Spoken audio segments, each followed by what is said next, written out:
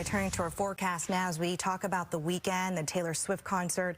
I mean, 70,000 people will be coming into downtown from all over the country probably, Lisa. And the question is, I mean, a lot of people plan out their outfits for the Taylor Swift concert. That's a big deal. So what do people need to know about the weather? First, I think it's going to be perfect weather. The temperatures are going to be really comfortable, right where they should be this time of year. We're talking about upper 70s, lower 80s here as we stretch into the weekend for Taylor Swift. And yes, lots of sunshine, dry conditions with overnight lows nice and cool in the 50s. So we'll be able to keep those windows open. So in the meantime, this is where we're at. A shot outside of Tacoma.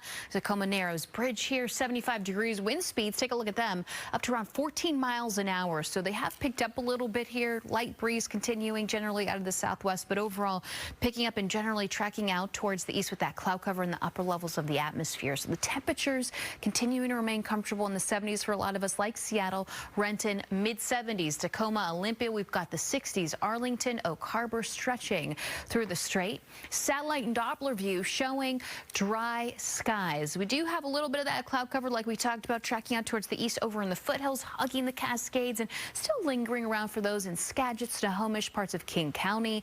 Now, as we expand out, dry across central and even eastern Washington, which is some good news. I don't want to see any lightning strikes in the area, but we do have a low pressure system just north of us, and we have an occluded front that's actually tracking across our state, which is why we saw some of those showers earlier this morning with that new system. Overall, fast forwarding 10 o'clock tonight, a little bit of that cloud cover, maybe a stray shower still lingering around in portions of the convergence zone. But other than that, I mean, we're going to remain dry, including tomorrow morning. Lots of sunshine throughout Tuesday afternoon, and it will be glorious. So when we wake up, temperatures nice and cool, refreshing, mid-lower 50s for those in Everett, Seattle, Tacoma, upper 40s for those in Olympia. So a little chilly, but overall temperatures quickly warming up like we talked about. Sunshine in place, temperatures now a little warmer than what we had today. Upper 70s hit, and then even those 80s, Tacoma, Olympia, Shelton at 83 degrees, mid 70s along the coast and expanding up across the north sound.